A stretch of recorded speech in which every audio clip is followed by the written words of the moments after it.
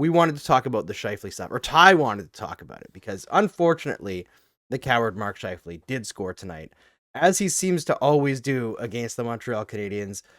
Jake Evans then later in the game took a shot way after the whistle, clearly trying to get under some skin, and we had that little Scheifele Evans standoff that got people chatting on socials. So I'm going to turn it over to you, Ty, because you wanted to bring up the Mark Scheifele thing. Let us have it. How do you feel? Oh boy, yeah. I first like why? What makes Mark Scheifele a coward? Like he would have. I'm sure he would have fought back if he wasn't suspended for the rest of the series too. Like he's Scheifele. Mark Scheifele has dropped the gloves. At times when it's needed. I think I understand Montreal fans are very very passionate. There's no question about that. But booing Mark Scheifele 5 years later. I get it's fun and stuff, but like it doesn't make a whole lot of sense. The suspension didn't make a whole lot of sense at the time. For as long as the suspension was. That's also it was all good for Montreal and what happened. Like this, our top center, our best forward was out of the series, and it hurt your fourth line center who was nowhere near the player that Jake Evans is today. He was just kind of coming into the league. The series result was a 4-0 sweep for Montreal. So you should be like Montreal fans should be literally like trying to shake hands with Mark Scheifele. Thank you for getting us to the Stanley Cup final. This season. And granted, Carey Price played unbelievable, and the Jets, definitely faltered after that game one when Scheifele was suspended. But all good things came from that hit for that Mark Scheifele delivered on Jake Evans, which a lot of non-Montreal fans would say was a fairly clean hit, and there would be no suspension if Jake Evans had his head up and wasn't going for the empty net goal and whatnot. And I'm kind of half trolling too because I see the chat's kind of going at it a bit. So I wanted to guess have some fun with it because Winnipeg fans, we don't think about it that much anymore. We've kind of moved on, I think. But I still kind of I guess was funny to see the people at the arena tonight booing Mark Scheifele every time touches the puck, and should have bet on Mark Scheifele scoring a goal tonight.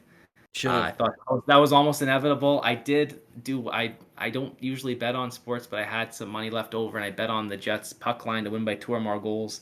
That came in, but yeah, I definitely could have also bet on the Scheifele goal because I thought just the way people were talking, the way it was going.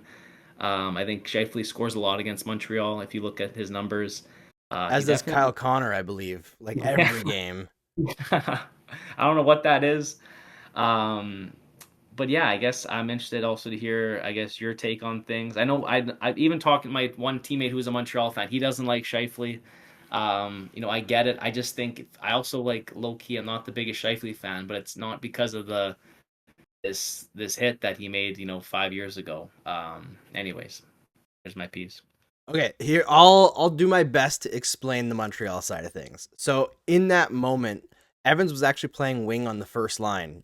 He was hanging on with Deneau and I think Gallagher as like the shutdown line after Thomas Tatar, I believe, was scratched because he had a bad playoffs 1 year with Vegas and got scratched for the entire year. And the Canadians were like, "We're doing the same thing. He had one bad game.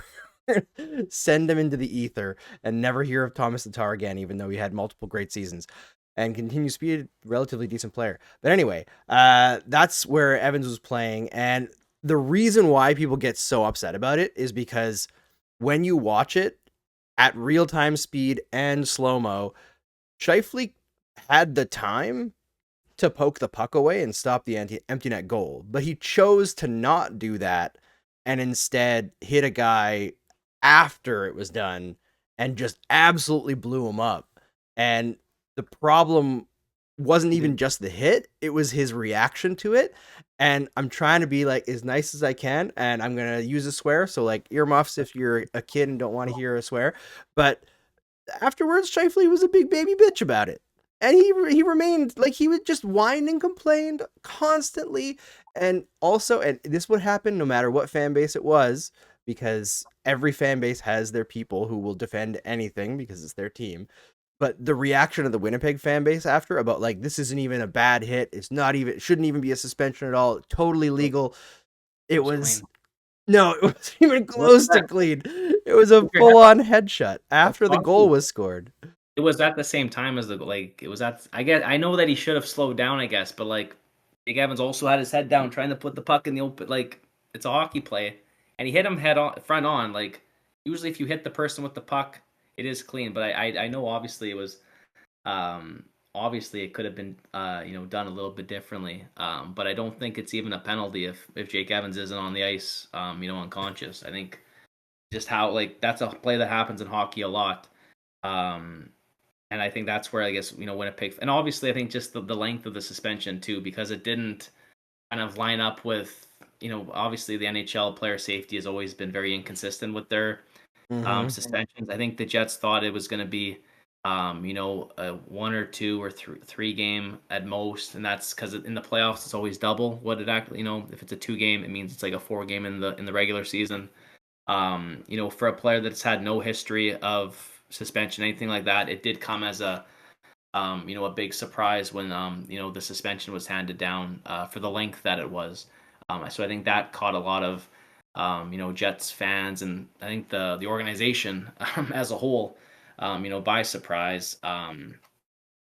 But the end result though was Montreal got a sweep in that series, too. So I understand Jake Evans was playing on the first line, which is great. But Jake Evans is not a first line player. He's not the most No. talented. He's not the. But it was a very good trade off, for Montreal in that series. And I'm seeing Ty isn't gaining any fans tonight. LOL. That yeah, I understand. Like I'm kind of like half messing around, but like it's also like that's okay. Like we're here to have a little bit of fun and just I think it's been 5 years. I think we can talk about it now without too much hard feelings. We're Jets fans are Yes. okay. Like we're all good. We hope Jake Evans is having a really good career and it looks like it. I think Montreal fans really want to keep this guy for in the long run. And for the Jets, we're liking Mark Scheifele's play this year. He's becoming more of a two-way player, less of a coward, more willing to stand up for himself. Still kind of a little bitch at times, but that's I guess the case with some of the high octane offensive players in the league for sure. Yeah. I mean, that's the other thing about Montreal is like we are obsessed with things that have happened in the past, right? Like that's just part of being a Montreal Canadiens fan. Like Zdeno Chara could be walking down the street today and would be booed on the street. Like people don't forget here. It's the way it goes. It goes back even further. Like Quiet Revolution shit. Oppression of the francophones. People don't forget. It's on the license plate. We remember. So things don't get let go. Doesn't matter how long ago it was. It's always going to be brought up. And I think Mark Scheifele will be booed in Montreal until his final days in the league. And if he gets a hockey job after, probably booed if they show him in the stands or the press box. It's just the way Montreal is.